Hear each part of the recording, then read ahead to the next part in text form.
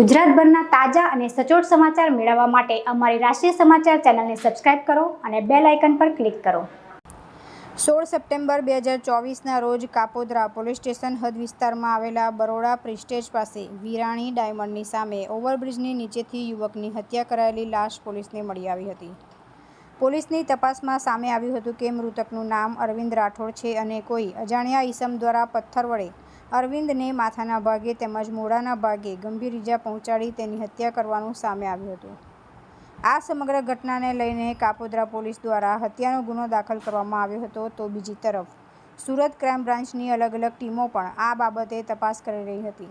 ત્યારે સુરત ક્રાઇમ બ્રાન્ચની ટીમને બાતમી મળી હતી કે કાપોદ્રા વિસ્તારમાં થયેલ વ્યક્તિની ઘટનામાં આરોપી રેલવે સ્ટેશન આસપાસ ફરી રહ્યો છે, તેથી ક્રાઇમ બ્રાન્ચની ટીમ દ્વારા રેલવે સ્ટેશન પાસેથી આરોપી અનંતો માલ કે જે મૂળ પશ્ચિમ બંગાળનો છે તેની ધરપકડ કરવામાં આવી છે। આરોપી લંબે હનુમાન મંદિર પાસે ફૂટપાથ પર રહેતો હતો।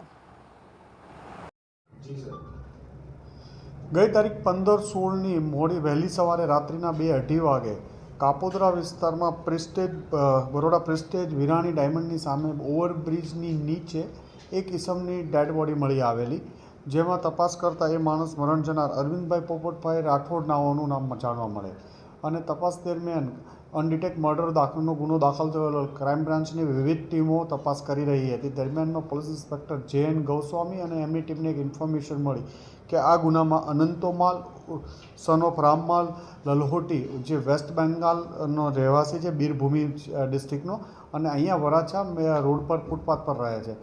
આ બંને વચ્ચે જે મરણ જનાર છે અરવિંદભાઈ, એમણે એને ગાળો દીધી અને આને ગાળો આપવાની ના પાડતા એને પોતાનો બેલ્ટ વડે મારવાનું ચાલુ કરેલ, જે બાબતે બંને વચ્ચે ઝઘડો થતાં અનંતોએ પથ્થર લઈ એના માથામાં અને અલગ અલગ ભાગો ઉપર મારી અને એનું મોત નિપજાવી દીધેલું હતું અને પોલીસ તપાસ દરમિયાન પકડાઈ ગયેલો ક્રાઇમ બ્રાન્ચની ટીમને એની પૂછપરછ કરી વધુ તપાસ માટે કાપોદ્રા પોલીસને સોંપવામાં આવેલ છે।